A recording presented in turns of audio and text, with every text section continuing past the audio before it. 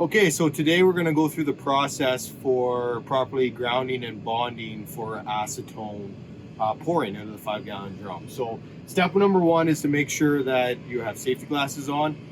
Step two is to make sure that the barrel itself is properly ground to the wall, and it's actually grounded off to the power system here.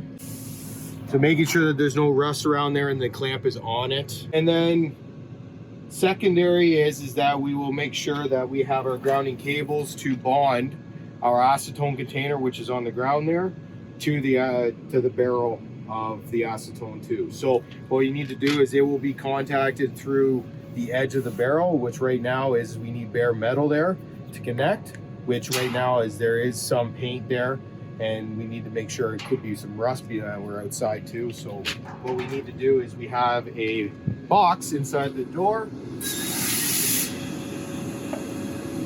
sandpaper and a funnel.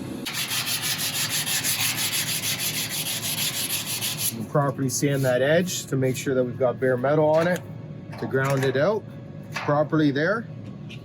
And then also on the handle that we have it here, is we need to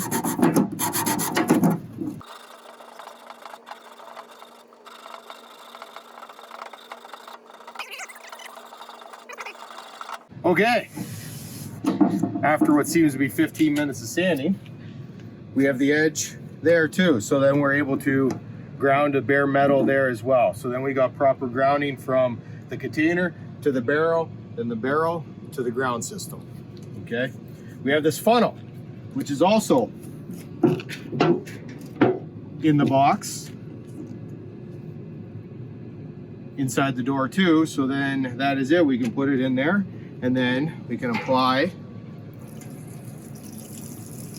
acetone. Once we're all finished, to make sure that it's done there, we make sure that this does not pour out anymore. We can take our ground off, put it back on the barrel, and then sanding paper and funnel go back in the box.